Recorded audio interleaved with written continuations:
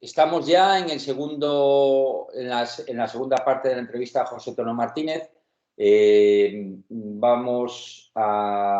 hablar en relación a tu gestión como gestor, tu trabajo como gestor cultural.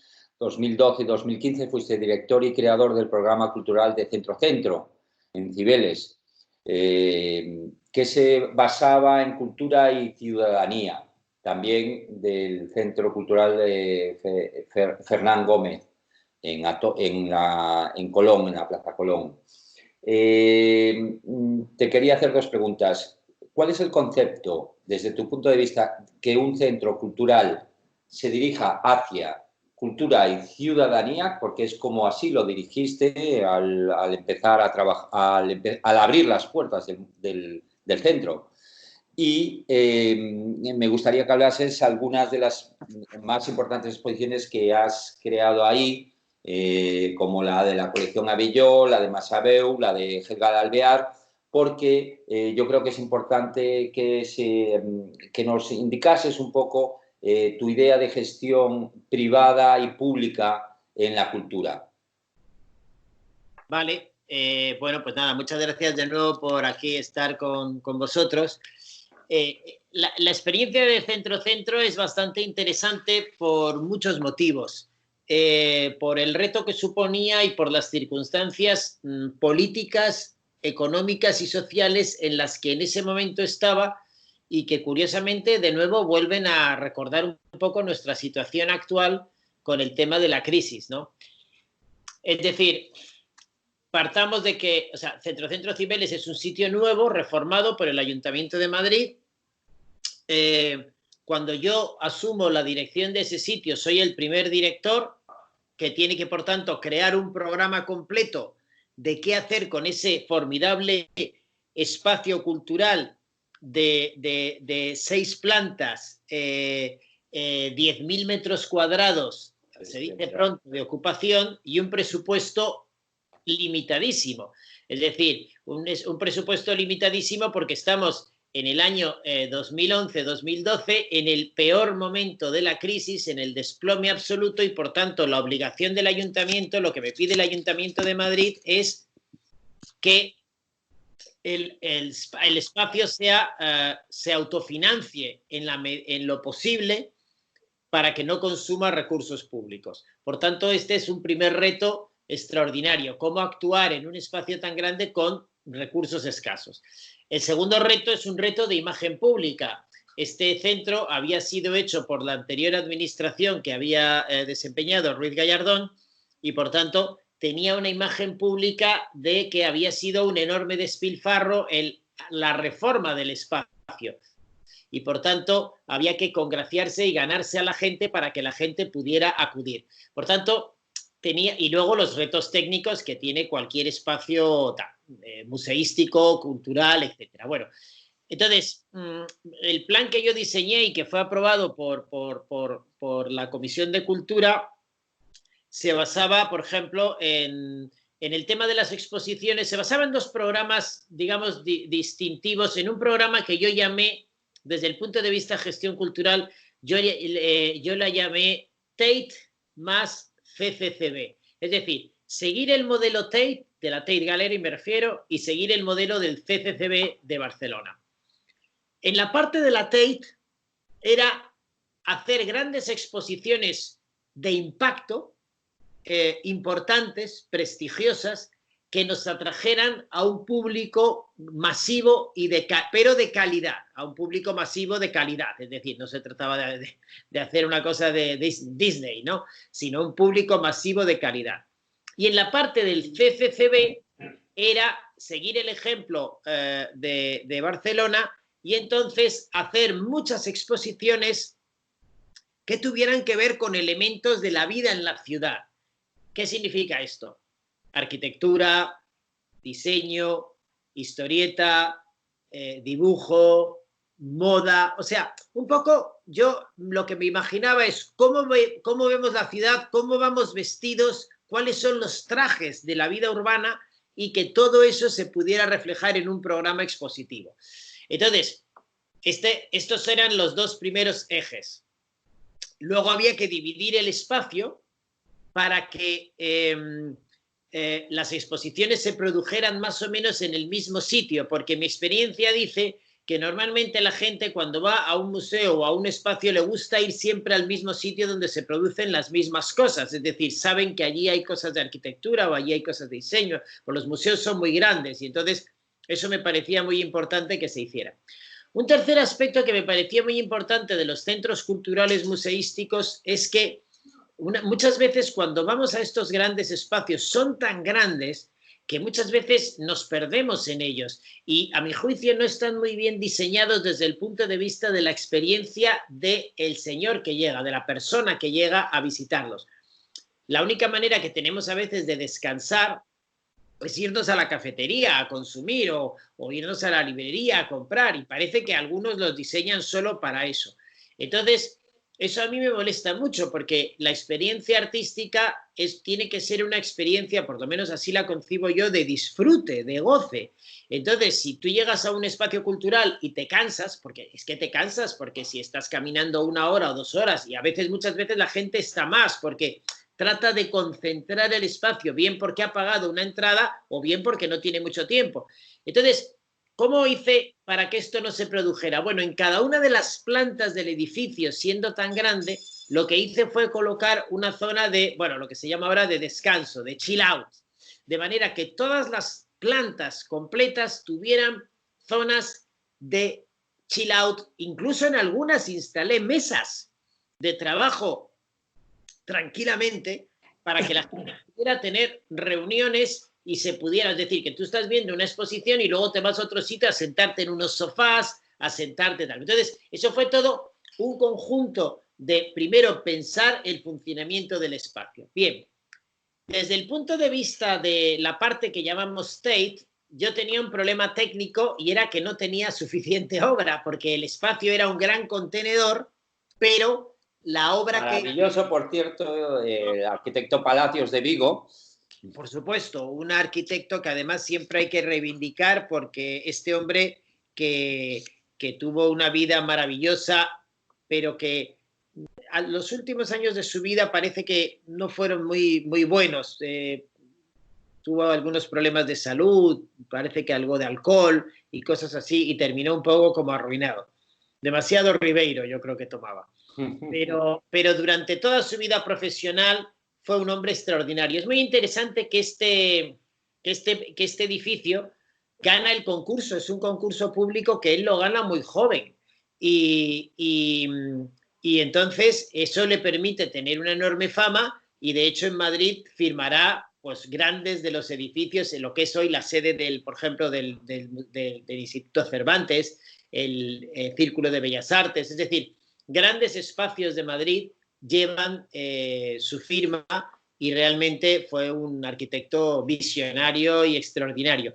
Él le gustaba mezclar, claro, era la época, ¿no? Principios de los años 20, perdón, del siglo, años 10, años 20, finales de siglo, y entonces le gustaba utilizar arquitecturas estructuras que recuerdan la cosa industrial que, por ejemplo, hacía Eiffel, por ejemplo, se ve mucho en Centro Cibeles, las columnas de hierro exentas que sustentan todo ese edificio, vistas, que son preciosas, con elementos antiguos, decorativos, que son como revisiones de estilos pasados, estilo neomudéjar, estilo, o sea, es decir, este tipo de cosas medio góticas, entonces hacen una mezcla de arquitectura industrial moderna con elementos que van tocando. La verdad es que yo a cualquier persona que vaya a Madrid, con independencia de lo que expongan, vale la pena ver ese edificio porque es una auténtica joya.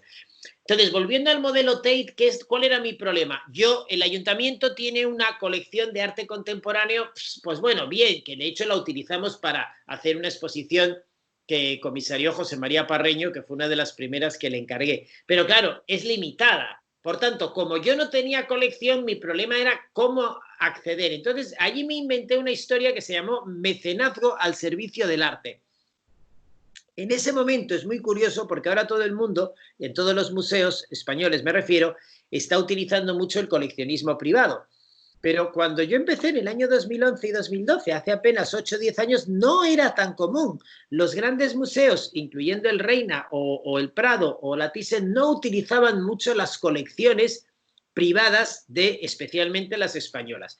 Yo ahí encontré una, digamos, vía de trabajo extraordinaria, porque por un lado rendía tributo a los mecenas y a los coleccionistas que han hecho, que al fin y al cabo es lo que nutre el arte, porque claro, los museos públicos pueden comprar arte, pero por mucho que puedan comprar, si no tenemos compradores particulares, mecenas particulares, pues de qué van a vivir los artistas, lógicamente. Entonces, era una manera de rendirle tributo a esta idea del mecenazgo, empujar un poco el concepto del mecenazgo y, en cambio, mostrar colecciones que estaban escondidas y que nadie había visto. Y esto tenía un extraordinario atractivo porque podíamos mostrar obras de arte que nunca habían salido de sus museos. Además, con otra circunstancia que para mí es extraordinaria desde el punto de vista estético y que yo siempre he defendido, y es que la mirada del coleccionista es una mirada completamente distinta, es mucho más apasionada que la mirada del director del museo. Sí. Porque el director del museo y su equipo de compradores no es una mirada apasionada, en primer lugar, porque la colección se va haciendo a lo largo del tiempo y, por tanto, es un conjunto de miradas. Y, en segundo lugar, porque, lógicamente, un museo tiene una vocación pedagógica y muchas veces tienen que ir cubriendo determinados huecos para ir, digamos, cumpliendo el programa expositivo que tiene ese museo. El coleccionista no. El coleccionista es un ser arbitrario, el coleccionista es un ser curioso, el coleccionista es un ser apasionado. Puede comprar una obra determinada y otra no. No tiene ningún interés pedagógico. Le puede gustar Miró porque le interesa ese artista español, pero si tú le preguntas que por qué no tiene Tapies, dice, no, es que Tapies no me interesa, o al revés. Le gusta muchísimo Tapies, pero no le gusta el otro. Entonces, esa mirada apasionada del coleccionista, errática, sin duda, que no tiene nada que ver con la academia, sino con el gusto, es extraordinaria. Bueno, dicho esta reflexión del conjunto del centro, lo único que faltaba era la parte económica. Es decir, yo lo que diseñé fue que las exposiciones del modelo Tate, que fueron, entre otras, las que tú has citado, la colección Casa de Alba, la colección Abelló, la colección Massabeu, la colección Helga de Alvear,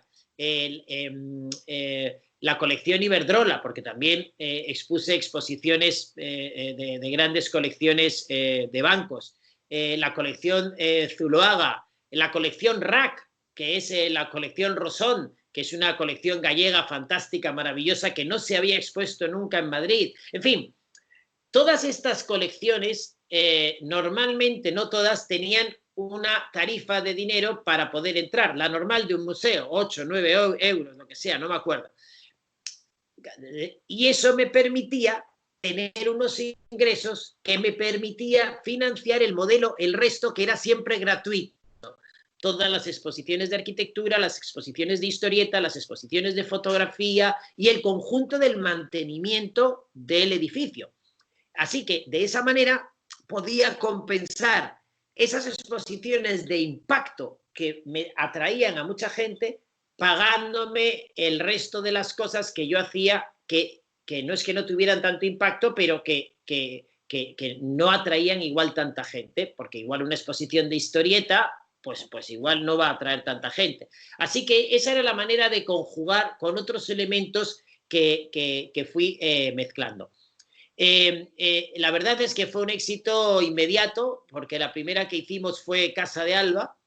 La exposición Casa de Alba nunca había salido de la Casa de Alba, porque además era muy difícil verla, y para ver la exposición de la Casa de Alba tienes que acudir a la Casa de Alba y verla, y además tenía, pues, como es lógico, aquello es un palacio, el Palacio de Liria, y puede entrar muy poca gente. Bueno, aquello fue extraordinario porque pudimos mostrar pues todas las grandes obras que atesoran, incluyendo el Frangélico, que ahora mismo está en el Museo del Prado, pero que entonces tenían ellos, ¿no? Y, por supuesto, los Rubens, los Tizianos, los Goya, en fin, obras absolutamente increíbles que atesora esa familia desde hace generaciones. A partir de allí, eso fue un modelo, digamos, de éxito, y eso me permitió poder ir haciendo otras exposiciones. Voy a intentar compartir mientras voy contando esto para que veamos algunas de esas imágenes, a ver si somos capaces de verlas y de estudiarlas. No sé si tienes alguna pregunta más acerca del tema mientras abro la pantalla.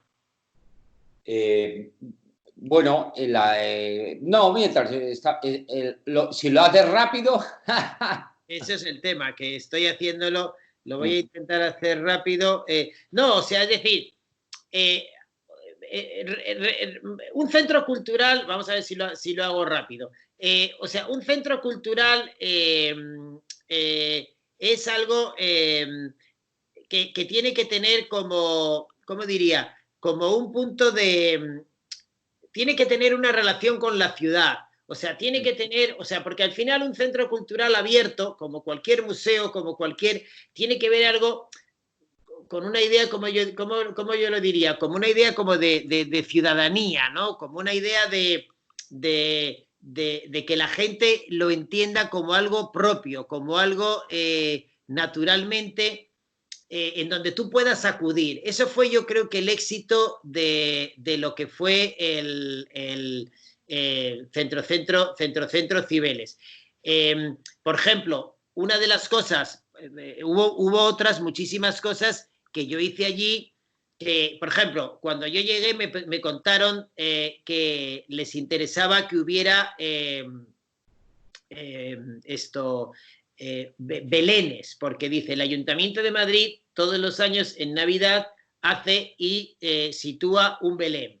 Entonces, a mí no me interesaban la historia de los belenes desde el punto de vista de lo que es un acto religioso, en el sentido de que, claro, si no, no tenía calidad. Entonces, ¿qué es lo que yo hice en ese sentido? Pues buscar belenes de alto contenido cultural, que en este caso eran los grandes belenes napolitanos, y ver qué gente tenía y poseía estos belenes napolitanos. De esa manera, pues conseguí sacar adelante el espacio. Aquí tenemos una pequeña presentación. Bueno, por ejemplo, aquí tenemos una obra interesante de Kaarina Kaikkonen en el centro, porque lo que también utilizaba era el espacio. Aquí lo puede ver la gente perfectamente. Igual los que hayan venido alguna vez, pues pueden conocer el espacio, el edificio que estábamos hablando de Antonio Palacios. Aquí algunos de los momentos de la restauración. La Galería de Cristal. Es interesante lo de la Galería de Cristal, porque la Galería de Cristal es un espacio que también nos ocasionaba muchísimo dinero. Y, por ejemplo, yo aquí me costó mucho imponer un modelo este modelo era un modelo Rockefeller. Todos los diciembres yo instalaba aquí una gran pista de hielo en este espacio cerrado para que la gente pudiera patinar. Al principio en el ayuntamiento no lo tenían muy claro, pero luego vieron que era un éxito, se provocaba que la gente viniera, porque una de las cosas que sucede en el mundo contemporáneo es que muchas veces nos dirigimos demasiado para nosotros, los especializados. Entonces, a mí no me importaba que en este espacio estuviera la gente patinando y dentro, en las instalaciones, que eran todos estos mis espacios, pues tuvieras unas exposiciones maravillosas. En la parte de arriba teníamos el mirador, que es todo desde donde se podía ver Madrid, y esto se lo encargamos a Vicente Patón, un arquitecto que lamentablemente falleció después y que nos hizo unas muestras y unas vistas para que la gente pudiera ver. Aquí ya tenemos algunos de los ejemplos de lo que yo quería decir de los chill outs, que es muy interesante ver. ¿Veis? Esto es muy interesante porque lo instalamos en todas las plantas. Es decir, la idea de que esto lo diseñó Feducci, todos estos cojines y todos estos sofás. Esto me parece muy interesante desde un punto de vista cultural. O sea, la idea de que la gente vaya a un museo y se quede, que no les echen. Pero lamentablemente nuestros museos no están montados para esto, porque si los chicos de repente se te sientan y se te tiran en un sitio, pues llega algún guardia de seguridad y les dice que se levanten, etc. Bueno, yo esto lo cambié radicalmente. Es más, hasta los detalles más ínfimos. Me preocupé especialmente, por ejemplo, que hubiera periódicos y revistas disponibles para que la gente no solamente pudiera llegar, sino ponerse a leer. O, por ejemplo, crear espacios distintos donde pudieran ocurrir cosas distintas. A mí esto me parece fundamental en los centros contemporáneos. Por ejemplo, rebautizamos todos los espacios, los habilitamos todas las aulas, la mayoría de las veces con donaciones. Y, por ejemplo, aquí tenemos a la familia de Sigfrido Martín Begué, puesto que una de las salas las rebautizamos con el nombre de Sigfrido Martín Begué, otra con el nombre de Jorge Berlanga, y gente en general, pues amigos de otra sala, Patricia Gadea. En fin, buscamos nombres de personas. Aquí estoy yo inaugurando pues una de las salas precisamente con la madre de Sigfrido Martín Begué. Lo que buscábamos era reentroncar el espacio con los amigos, en este caso, pues fallecidos. Aquí tenemos el mirador visto desde arriba, es un espacio muy espectacular. Aquí lo que estaba contando, la pista de hielo, esto, por ejemplo, al principio me costó bastante porque, como digo, pues son ideas que, claro, si tú dices que vas a poner, por ejemplo, en el gran hall del Reina, ese que tienes a la entrada, que lo tienes vacío, una pista de hielo, pues igual alguien en un momento dado, bueno, pues lo mismo. En verano, en cambio, cine, lo que pusimos fue cine, y esto pues era digamos, muy importante, porque lo que se trataba era de ocupar las cosas. Digo, pues en verano cine al aire libre, y en invierno pues ponemos hielo para que la gente pasee. Aquí ya tenemos algunas de las exposiciones, algunas de las imágenes referidas a las exposiciones que hicimos. Esto era justo lo que acabo de mencionar del espacio mecenazgo al servicio del arte. Aquí es algunas, pero fijaros, exposiciones tan importantes. Antes no había mencionado la de Nina Kandinsky, que se hizo además, fue la última que yo dirigí, en colaboración con él. La colección está depositada en este caso en los archivos del Georges Pompidou. Es decir, que de alguna manera se buscaba, algunas son en fundaciones, otras son en particulares, como el caso de Helga de Alvear, que tenemos aquí una muestra. Aquí tenemos el Frangélico, aquí tenemos una pieza también de la colección Abelló. En fin, exposiciones de fotografía. En este caso, por ejemplo, otras colecciones vemos aquí que se hicieron. Estábamos hablando de la colección Rack de Durán, la piel translúcida, en fin.